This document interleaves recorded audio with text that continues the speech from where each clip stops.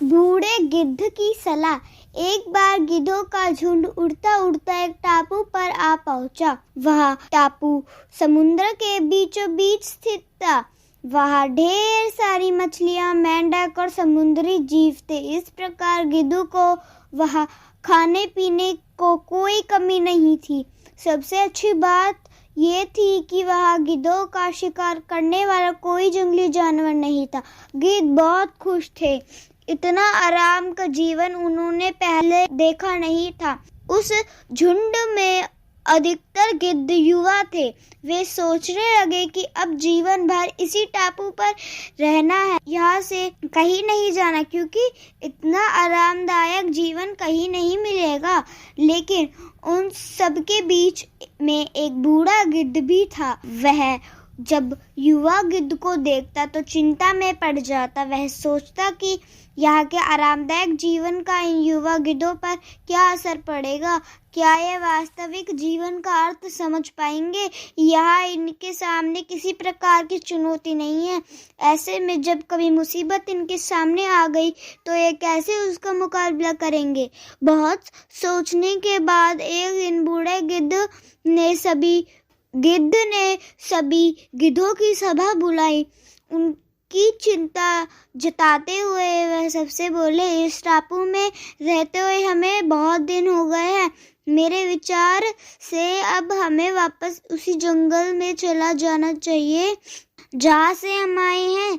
यहाँ हम बिना चुनौती का जीवन जी रहे हैं। ऐसे में हम कभी भी मुसीबत के लिए तैयार नहीं हो पाएंगे। युवा गिद्धों ने उसकी बात सुनकर भी अनसुनी कर दी। उन्हें लगा कि बढ़ती उम्र के असर से बूढ़ा गिद्ध सटिया गया है, इसलिए ऐसी बेकार की बातें कर रहा है। उन्होंने टापू की आराम की जिंदगी छोड़ कर जाने से मना कर दिया। बूढ़े गिद्ध ने उन्हें समझाने की कोशिश की, तुम सब ध्यान नहीं दे रहे हो कि आराम के आदी हो जाने के कारण तुम लोग उड़ना तक भूल चुके हो। ऐसे में मुसीबत आई तो क्या करोगे? मेरी बात मानो, मेरे साथ चलो। लेकिन किसी ने बूढ़े गिद्ध की बात नहीं मानी। बूढ़ा गिद्ध अकेला ही वहां से चला गया।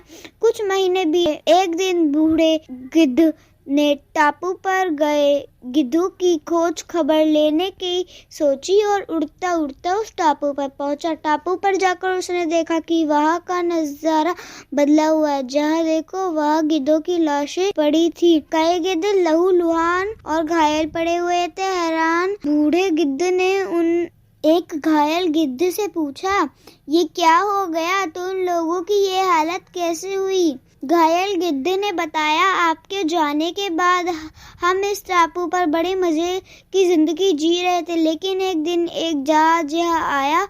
उस जहाज से यहाँ चीते छोड़ दिए गए।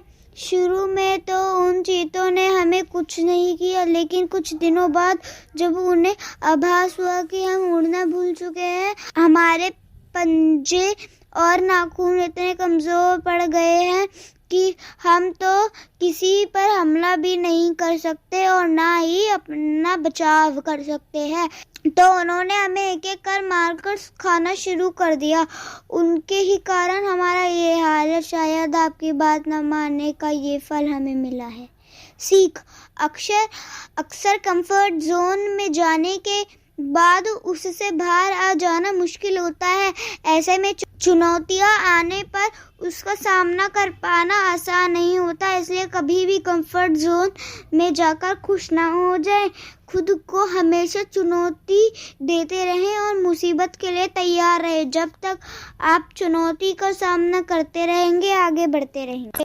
आशा करती हूँ कि आपको ये कहानी पसंद आई होगी। अगर पसंद आए तो चैनल को लाइक करें, शेयर करें एंड सब्सक्राइब करें और अपनी राय कमेंट सेक्शन में जरूर लिखें। धन्यवाद।